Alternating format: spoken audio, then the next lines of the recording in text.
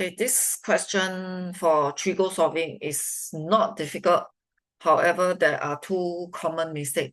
So one of the common mistake will be some student will choose the wrong formula for cotangent.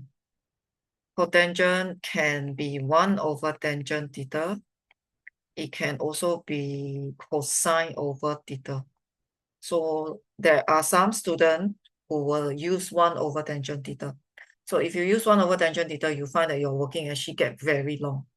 So you have to, okay, why will we want to choose cosine over sine? Because if you look at the left side, it's already in the formats of cosine and sine. So I rather be reducing everything in terms of cosine and sine. So you choose correctly, that will enable you to do your cross multiplication.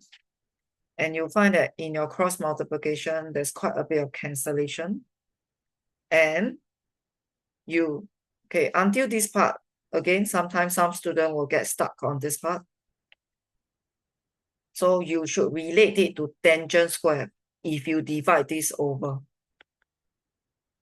Okay, sorry, I'm going to divide the other side. I divide the wrong side. Okay, in order to relate to the tangent square, okay, so first of all, there must be a coefficient. Some people never see the coefficient. So you got to divide it over. So when you divide over, that's what you get. And that's how you get the tangent square. Okay, after you get the tangent square, another possible mistake.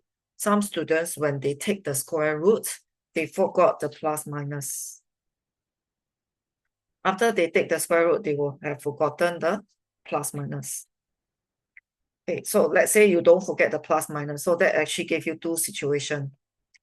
That will give you tangent theta equal to 1 over root 2, or tangent theta will give you a negative 1 over root 2.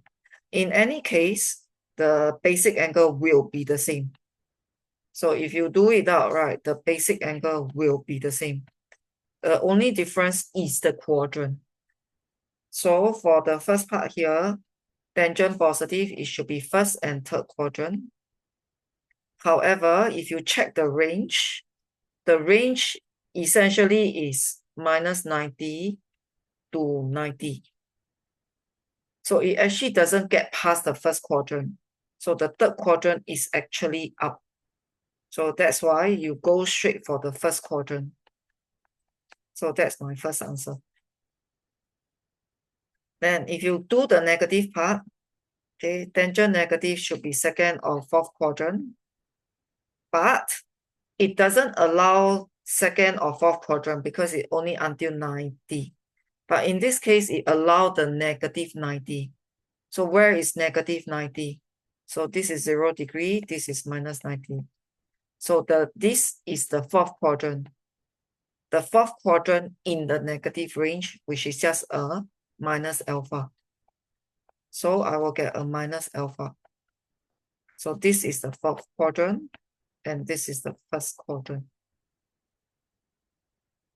Okay, so nothing changes. You still do your ASTC, you still do your basic angle. When you hit the quadrant part, you look at the limitation of the range. That's all.